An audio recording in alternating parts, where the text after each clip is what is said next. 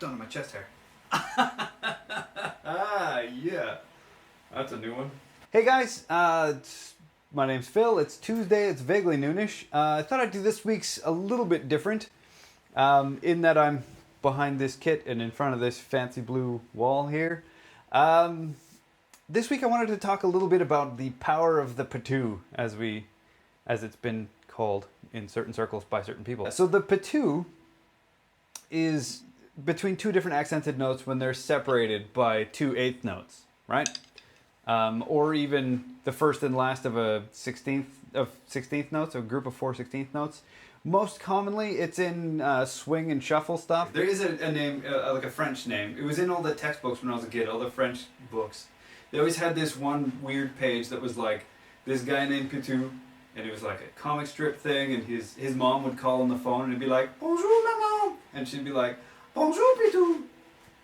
And so that name Pitou just stuck in my head for some weird reason.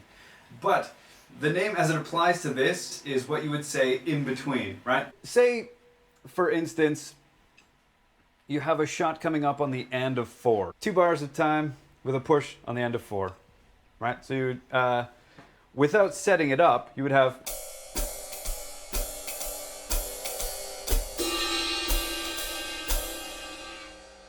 right? And if you're playing with other people, then you would need to be able to... you would need something that would tell everybody that that push is coming up and where it's going to hit. The most common way to do this is just to throw 2 eighth notes in before the hit, right? Which would sound something like this, more or less.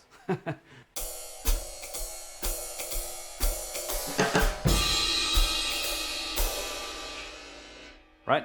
Those 2 little hits tells everybody where it is and everybody hits it at the same time, right? Now, there are a ton of different ways to play this Pitou. You won't just find this in a jazz or big band context. Every time there's a hit, there will be a fill going up to it so that everybody knows it's coming, right? But the Pitou is kind of the gateway drug to setting up fills, if you will. It's the butter chicken of setting up fills for people to play along to. Anything that fits that gap and is very obvious will work beautifully, right? It doesn't necessarily need to be 2 eighth notes. It can be a quick triplet as well, is really common, right? So take the example from before with the 2 bars of time.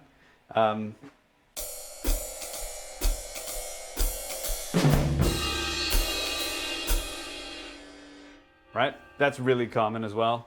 Or even just, doesn't have to be all the way around. There are no rules, right?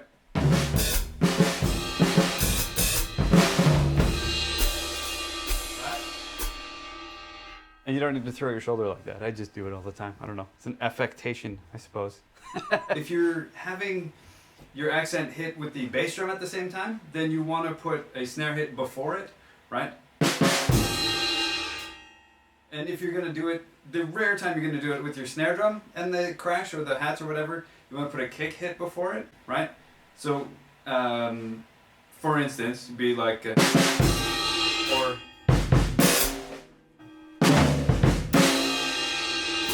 that kind of thing.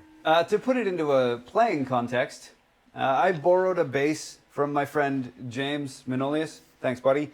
And I borrowed a guitar from my buddy Oskar. Oskar Herbig. Both monster players, both play these instruments way better than I do. I should have just gotten them in to play some stuff, but I didn't. I'm not the best singer, so I put a goofy vocal effect on it because I thought it would be funny. And it makes me laugh.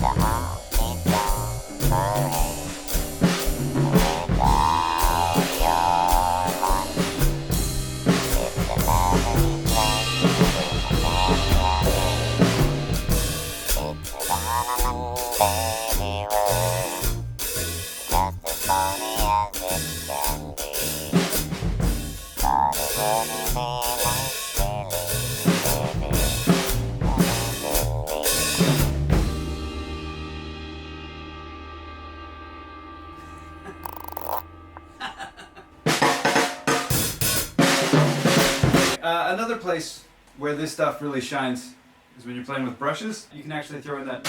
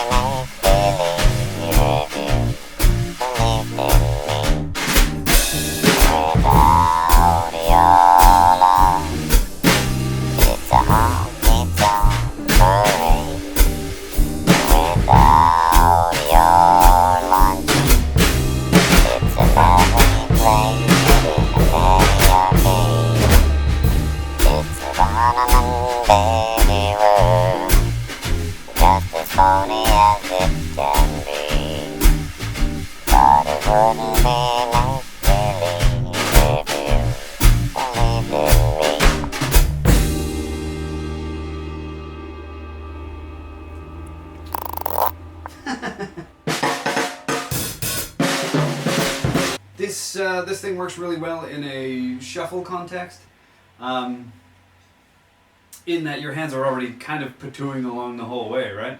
Like you take your classic, what is it, like a Texas shuffle, I guess you'd call it, right?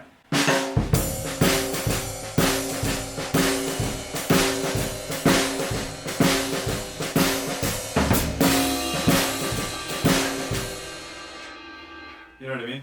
There's anything with that push, it really lends itself to that quite well.